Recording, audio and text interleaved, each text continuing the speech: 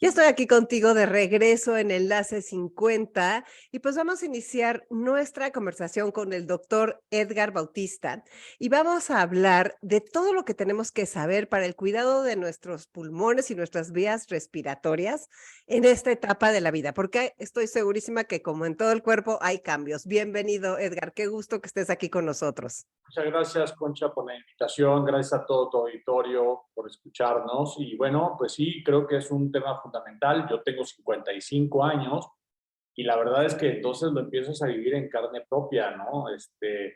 Si sabemos que el promedio de edad en México es 75 años y hay un pequeño porcentaje que alcanza los 100 años, que son la gente que tiene genéticamente la longevidad y los cuidados y tal, pues bueno, entonces tenemos que entender que cuando cumple 50 estamos más allá de la mitad de nuestra vida y que todo, como en la vida, se va desgastando poco a poco, ¿no? Eso yo creo que el concepto fundamental de entender por qué a partir de los 50 tenemos que empezar a ser muy cuidadosos, hacer check-ups cada año, verificar cómo está nuestro tema de tórax, pulmones, abdomen, ¿no?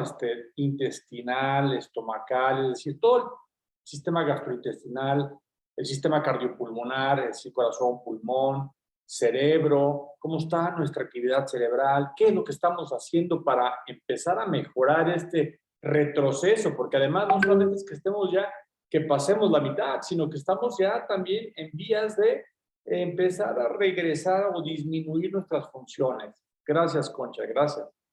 Pues sí, pero a ver, es que yo quisiera comentarles a la audiencia que yo te conocí, o sea, a mí me habló de ti una alumna mía que tiene 90 años, que es Margarita. Entonces, Margarita ha estado contigo, bueno, tú le has salvado varias veces porque desde el COVID, o sea, salir del COVID a esa edad y todo eso estuvo impresionantísimo. Y luego también quisiera comentarles que cuando yo fui a verte, según yo nada más tenía tos y además no tenía calentura y además como que pensé, me va a dar un antibiótico, me va a mandar a mi casa. Y no, estaba yo con creo que tenía bronconeumonía, estaba pésimo, no me había dado cuenta bien. Y eso es lo que me parece importante porque tenemos unas creencias así de que no, si las flemas son claras y si no tienes calentura, no importa la tos que tengas, porque no pasa nada. Y sí pasa. Estuve bastante mal, tuve que tener oxígeno, terapia, inhaloterapia, un chorro de cosas para salir adelante, muchos antibióticos. Entonces, creo que ayúdame tú porque no hay que minimizar. Sí, de acuerdo, completamente. Y es un tema bien importante que el que estás tocando, ¿no? Aunque tengas la flema clara y que la gente o un médico general te diga que, bueno, no hay un proceso bacteriano detrás, pero si ya tienes con tos y flema durante más de 5 a 7 días, pues evidentemente hay un proceso bronquial o pulmonar, ¿no? O algo más detrás que está procurando que esa inflamación siga. Entonces, bueno, pues sí es muy importante entender que primero, sí, para una consulta de urgencia, yo entiendo perfectamente que puedes acudir a cualquier médico general, a cualquier médico de alguna farmacia, al médico más cercano. Y de hecho, así lo procuro decir. Oye, si te sientes mal, ve con el doctor, el que tengas más cercano. Si tu doctor no te contesta por alguna razón, porque algunos, aunque no crean, sí tenemos algunas veces vida personal. Entonces, de repente, andas de vacaciones o estás ocupado o estás metido con un paciente o estás en el consultorio, pues no puedes contestar de inmediato. Entonces, está bien, ok, se vale. Es un fin de semana, es un día festivo, ve con el médico que te quede más cercano, pero busca atención médica para que por lo menos tengas un registro de tus signos vitales y te den algo. Una vez que eso no se resuelve en esa primera consulta y que no fue solamente una gripita, entonces sí, trata de concertar una cita con un médico especialista con respecto a la enfermedad que estés teniendo, ¿no? Si es un tema torácico, si es un tema de vías respiratorias, con un neumólogo, si es un tema cardiológico, con un cardiólogo, o si es un tema de vías gastrointestinales, pues con un gastroenterólogo, ¿no? Pero sí, yo creo que hay que dar esa prioridad en el término de las circunstancias en las que te encuentres y de la accesibilidad también. ¿Qué síntomas tenemos que poner atención, cuando estamos hablando de nuestros pulmones y el paso de los años? Y no sé si quieras hablar de todo el sistema respiratorio. También dijiste algo cardioneumólogo o algo así. Sí, yo soy cardioneumólogo, soy corazón, pulmón y también hago medicina crítica. Bueno, también tengo la especialidad de terapia intensiva. Tengo pacientes en terapia intensiva, tengo mi cédula profesional de especialista de intensivista y de neumólogo y, ¿no? Entonces, y de médico general, por supuesto. Entonces, por eso es que siempre soy como muy inclusivo. Es decir, porque tú puedes ir a veces con un especialista en una sola especialidad y no alcanzan a darle todo el entendimiento a la enfermedad que estás teniendo. Entonces, esta me ofrece una ventaja a mí, me hace sentir más cómodo, más tranquilo, y ya, por supuesto, de ahí, si hay alguna cosa que se tenga que derivar con algún otro especialista de lo que se llama ahora, valga la redundancia, alta especialidad, ¿no? Porque dentro de los cardiólogos hay los que se dedican a hacer electrofisiología, los que se dedican a hacer eco, los que son hemodinamistas, los que hacen resonancia magnética, etcétera, etcétera. Los neumólogos también, habemos los que hacen solamente mucha neumología intervencionista, broncoscopías, biopsias, los que hacen solamente cáncer, los que hacen solamente enfermedades intersticiales, es decir, ya la medicina está muy especializada y esto también es importante que tu auditorio y nosotros lo entendamos. La medicina ya está muy subdividida. Entonces, sí, el primer paso por cuestiones de accesibilidad puede ser el médico general. El segundo paso tiene que ser un especialista, ¿no? Y ya ese especialista te va a poder subreferir si es que él no puede integrar tu problema con algún otro médico que tenga de alta especialidad, aunque sea neumólogo de alguna de estas, ¿no? O de cardiólogo igual, o intensivista igual. Pues entonces me encantaría, ¿qué quieres? ¿Empezamos por el corazón o por los pulmones? Los signos de alerta, los cuidados especiales. Lo que tú quieras, tú dime. Con el corazón. Ah, buenísimo. Ok. Bueno, yo creo que si tienes más de 50 años, yo creo que te tienes que empezar a checar de forma regular.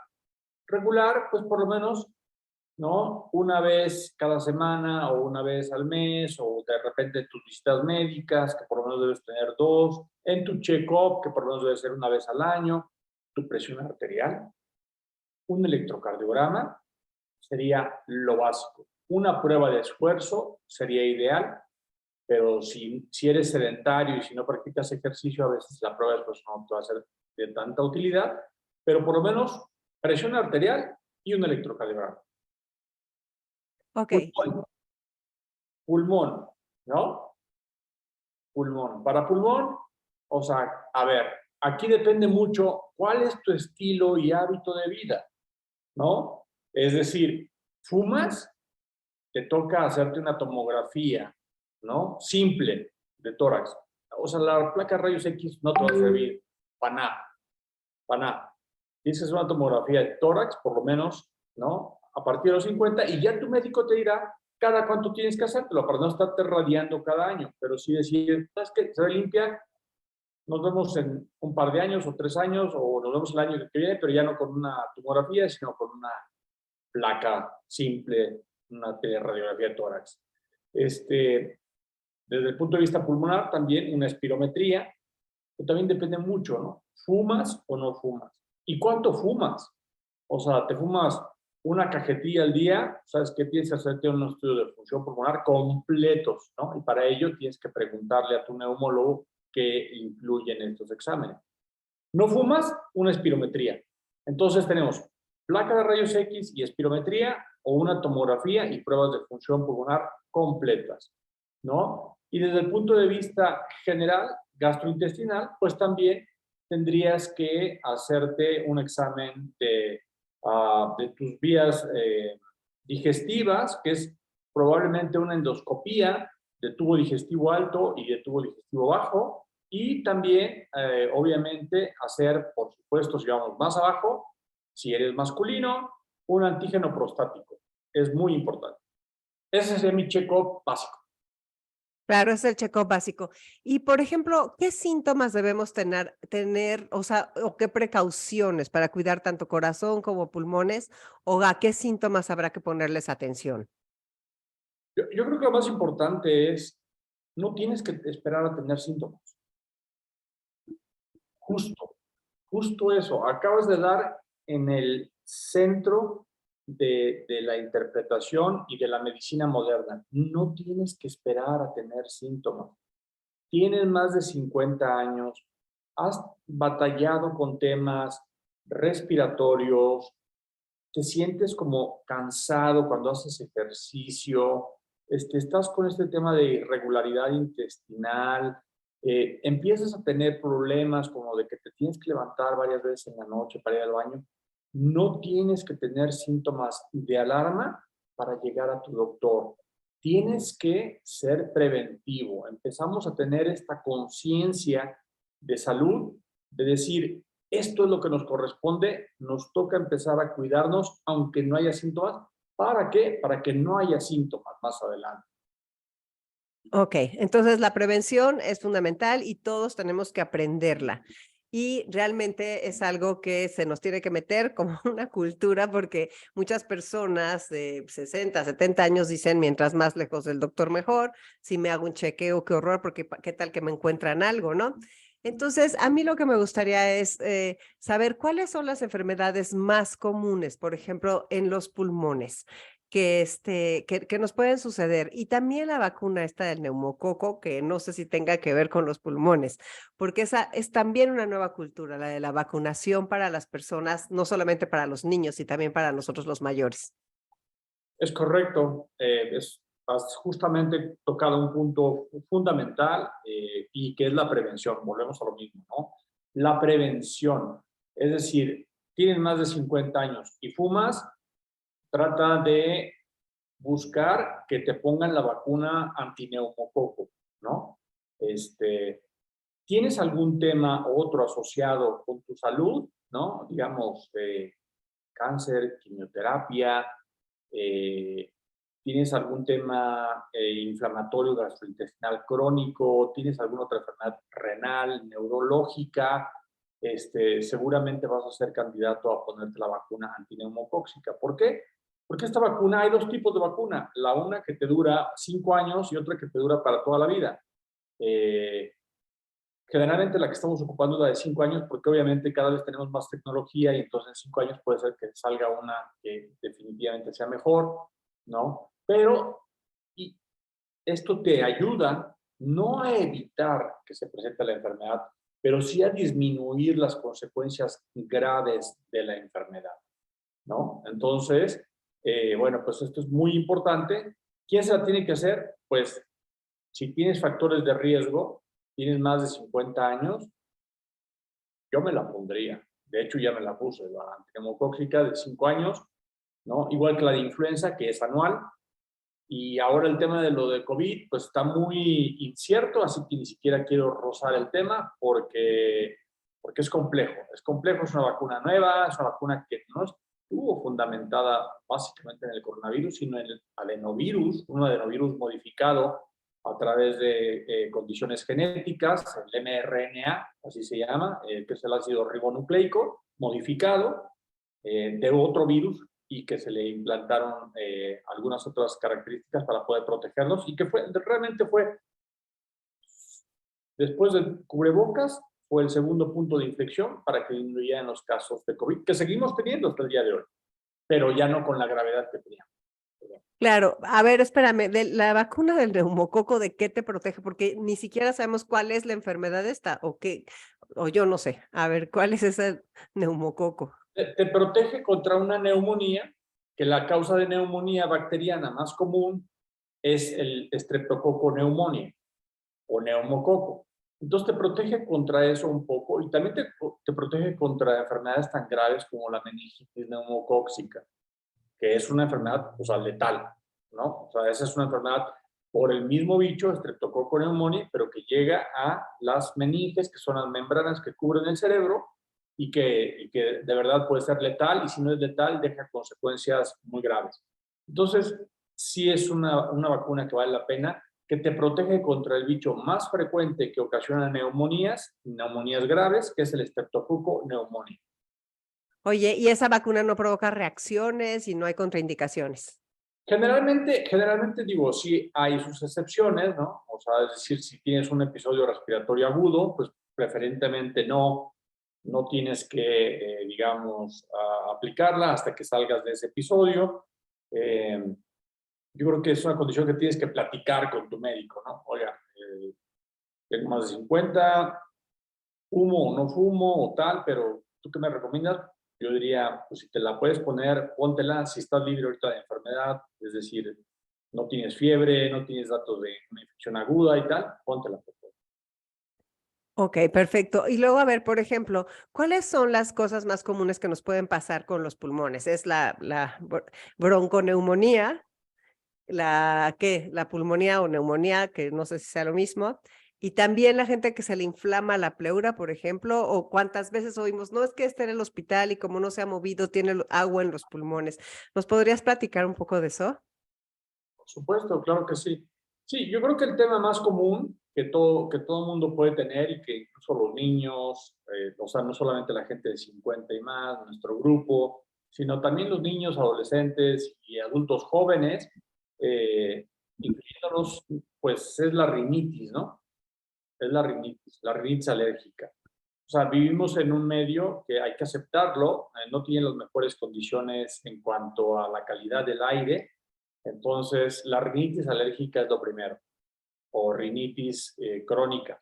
Sinusitis sería la segunda. Cuando la rinitis se perdura y no se trata adecuadamente, se convierte en una sinusitis, ¿no? Luego después bronquitis aguda o crónica, particularmente si fumas, pues se hace crónica. Si no fumas, pues puede ser aguda nada más y resolverse o no resolverse y convertirse en un tema crónico, ¿no? Esto es bien importante.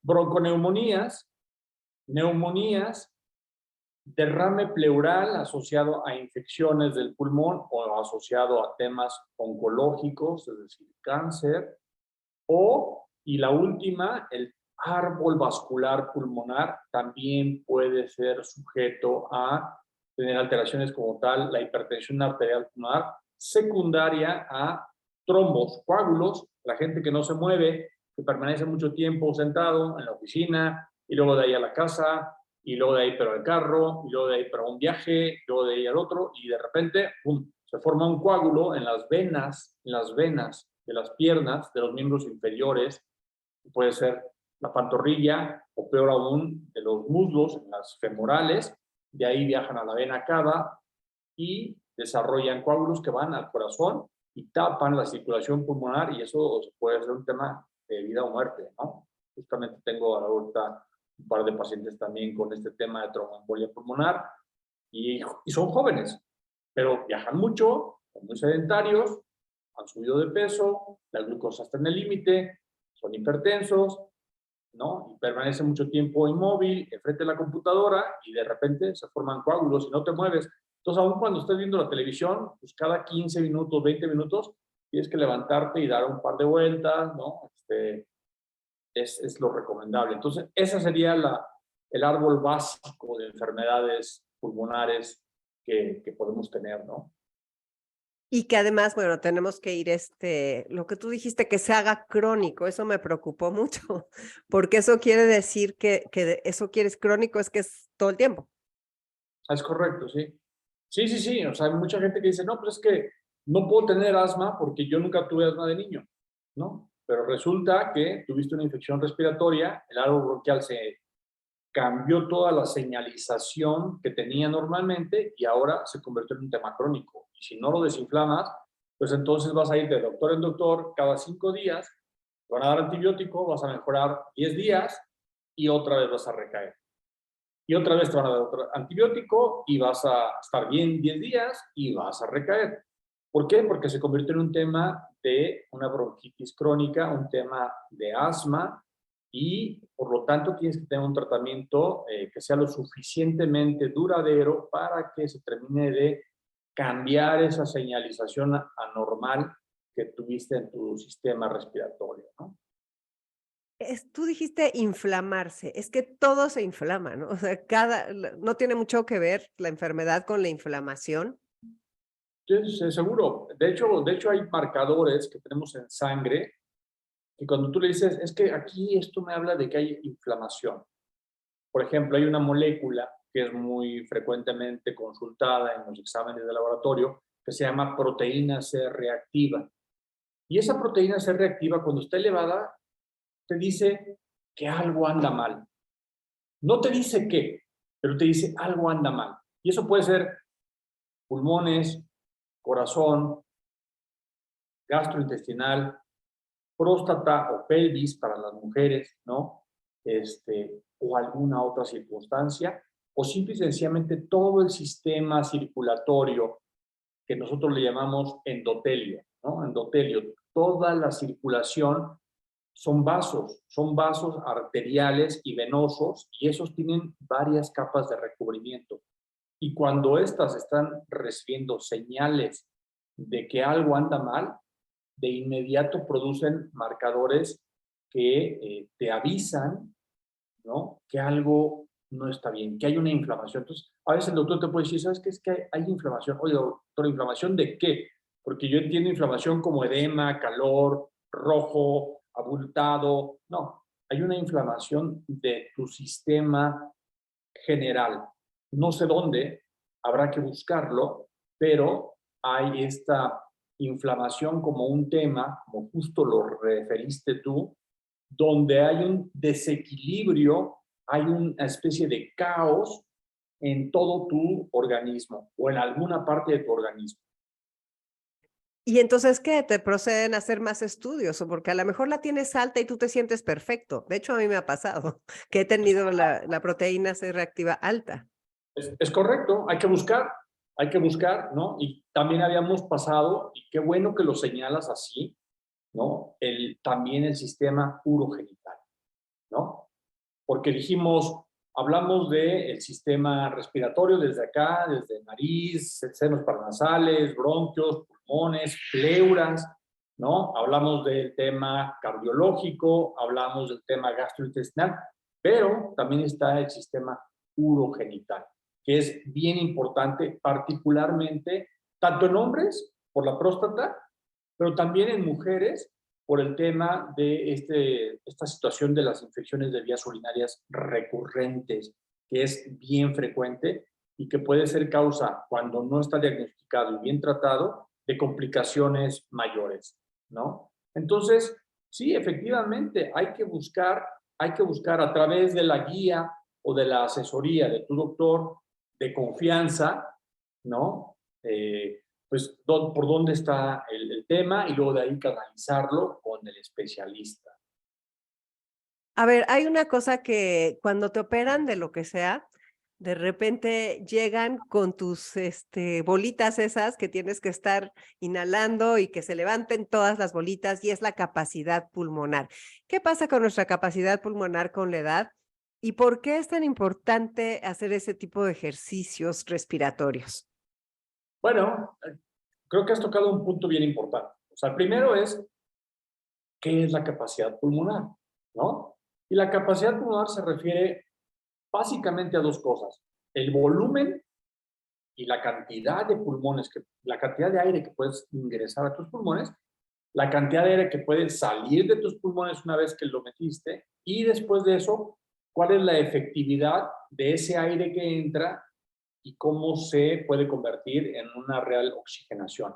Entonces, a los 50 años empezamos a declinar en todos nuestros sistemas: respiratorio, gastrointestinal, urogenital, actividad física, sistema osteomuscular también, que por eso recomendamos hacer algo de ejercicio, y no solamente ejercicio, sino que sea un poquito de, si no pesas, por lo menos jugar un poquito con tu propio cuerpo, ¿no? Para tener un poco de resistencia y hacer un poquito de músculo, cuidar un poquito tu alimentación, tu sueño, la calidad del sueño es bien importante. Yo creo que eso es lo fundamental, ¿no? Lo más primario. Y el tema de lo de las pelotitas que te llevan al hospital es porque estás sentado mucho tiempo, ¿no? Todo el tiempo estás sentado o estás acostado, si te van a hacer algún procedimiento o si estás ahí por alguna razón. Entonces, porque cuando estás sentado o acostado, no estás de pie caminando y tal, tus pulmones van perdiendo poco a poco volumen pulmonar, capacidad pulmonar, la cantidad de aire que entra y que los infla cuando estás sentado o acostado mucho tiempo. Entonces, con esas pelotitas, pues puedes recuperar un poquito de volumen pulmonar, un poquito de capacidad pulmonar y entonces mejorar tu oxigenación y evitar complicaciones. Sí, pero a ver, yo recuerdo que cuando me enfermé, que sí, que fue dramático, o sea, para mí porque no me había dado cuenta, y de veras insisto, la gente tiene que entender esa parte de que hay que revisarse. Me llevaron estas, o sea, no era exactamente las pelotitas, pero era algo que jalabas y tenías que hacer muchísimos ejercicios y los hacía abriendo y cerrando los brazos y metiendo y sacando el aire de distintas formas.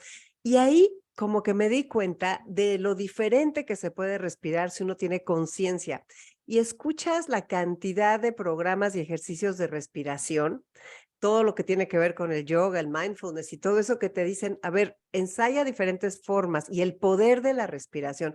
Tú como neumólogo, ¿qué nos dices de eso? No, yo estoy completamente de acuerdo y definitivamente, como te digo, la medicina se ha ido especializando cada vez más, se ha ido haciendo más enfocada en un tema y de verdad hay una cantidad de profesionales de la salud, no necesariamente médicos, pero sí también algunos técnicos, ¿no? Que se dedican a este tema de rehabilitación pulmonar y que te pueden enseñar a hacer otras actividades. Hay gente que ni siquiera es doctor, ni siquiera es técnico, pero se dedican a hacer desarrollar este tema de mindfulness o técnicas de respiración, o está la gente del yoga. Definitivamente, pues, respirar es volver a vivir y también, pues, es como nuestra función vital, ¿no? O sea, que respires, que tu corazón siga latiendo y latiendo de forma regular, que tu presión se mantenga normal, que estemos bien en cuanto al tema de dieta, ¿no? Tanto lo que comemos como que seamos regulares ¿no? en nuestras funciones básicas, es decir, estar muy pendiente, pero sí, definitivamente yo soy un adepto de toda esta gente que se dedica, de todas estas personas, profesionales de la salud y no profesionales de la salud, que se dedican a desarrollar el mindfulness, yoga, gente que se dedica solamente a trabajar la respiración. Definitivamente es un tema bastante atractivo. Eso es algo que nos da salud, se puede traducir en salud, no solamente mental y emocional, sino también a los pulmones, por ejemplo, el saber respirar bien. Claro, por supuesto, y te ayuda también a detectar si hay algún problema, ¿no? Porque tan te ayuda para mejorar tu capacidad pulmonar, pero si no puedes desarrollarlo, como que te dice, oye, sabes que todos los demás lo están haciendo y yo no puedo. ¿Qué está pasando?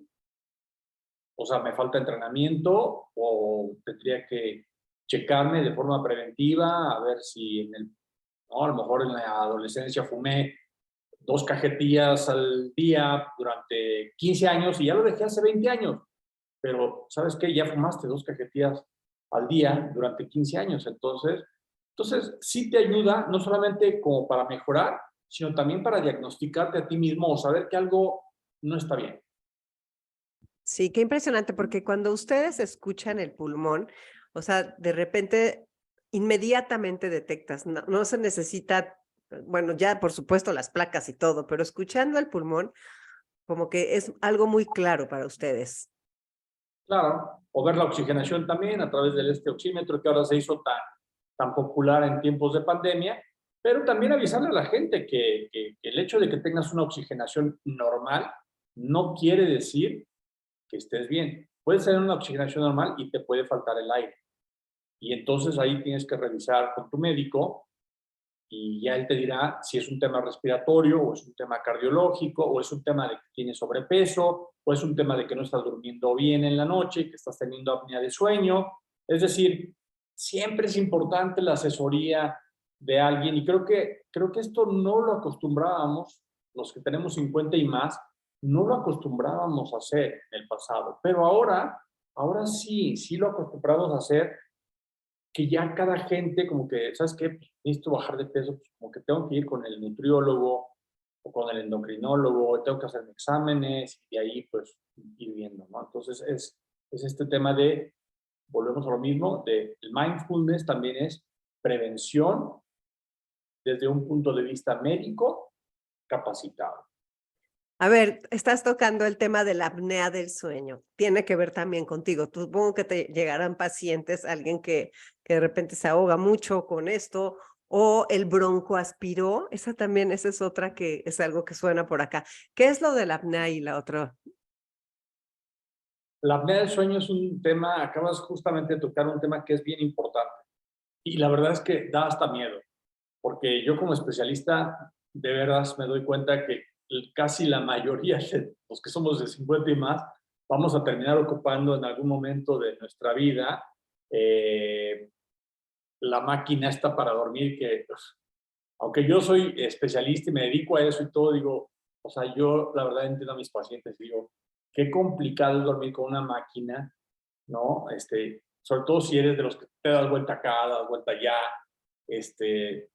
no puedes estar así como robot con una mascarilla sentado en una silla para dormir. O sea, es que, ¿no? Normal.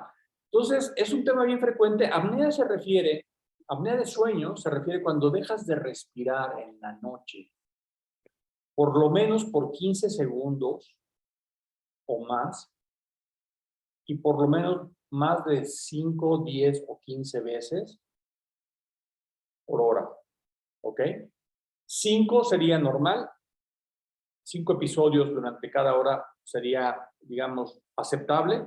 10 episodios de 15 segundos que dejes de respirar ya no es normal, ¿no? Y la siguiente es cuando tienes más de 30 eventos o más por hora, ¿no? Definitivamente tienes una apnea grave que requiere de que duermas con una mascarilla y conectada a un equipo especial, que ahora son antes eran muy grandes, ahora son pequeñitos, así como como los radios, que ahora ya no existen tampoco, Mm. ¿no?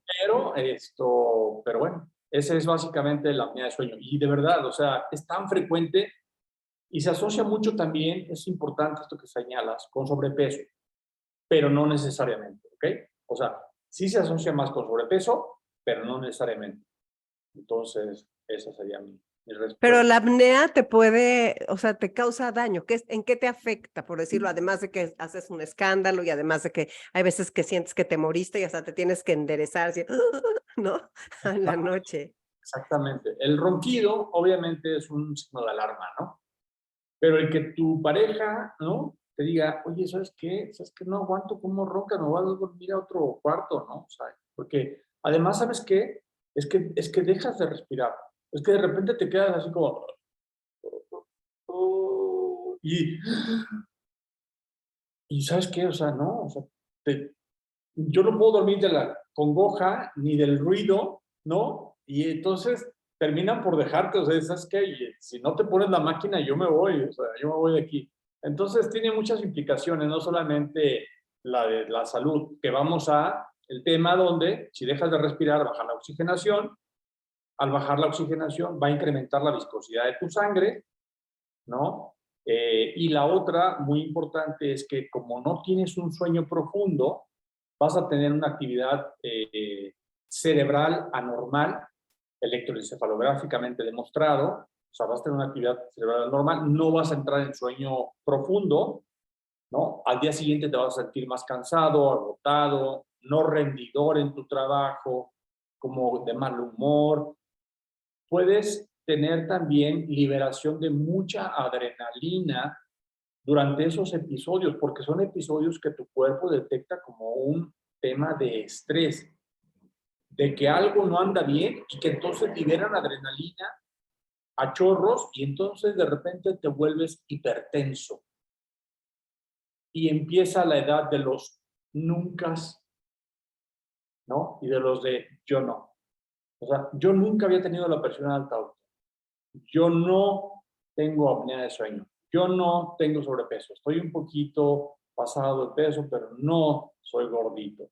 Entonces, como que sí tenemos que pues, aceptar que definitivamente el metabolismo ha cambiado y que puede tener consecuencias delicadas si no cuidamos de nuestras propias personas. Pues sí, pues nos dejas con este mensaje de la prevención que queda clarísimo, de el atender cuando o sea, si ya no prevenimos a tiempo y si tenemos algo, pues atenderlo, no ignorarlo y no creyendo que se va a quitar, ¿no? Y pues, no sé, ¿alguna otra cosa que quisieras agregar para nuestra salud? Nada, mandarles un abrazo muy grande, agradecerte, Concha, por la invitación, agradecer a tu auditorio por estar presentes. Espero retroalimentación. Mi correo lo puedes compartir, lo tienes. Por favor, si hay alguna pregunta, algún tema, con mucho gusto. Y bueno, pues estamos para cuidarnos y tenemos que hacer una comunidad. Tenemos que hacer una comunidad cada vez más grande de prevención y en eso involucramos a mucha gente, ¿no? Porque, ok, yo soy doctor, pero está el nutriólogo o está una gran comunidad que es el arquitecto, el ingeniero, el abogado o el que hace también oficios y que quieren sumarse a este tema de prevención y que quieren dar ideas o tener dudas, lo cual es muy válido. Entonces, bueno, nada más ofrecerles esto y darte las gracias nuevamente por la invitación y a tu auditorio también por recibirme en sus casas.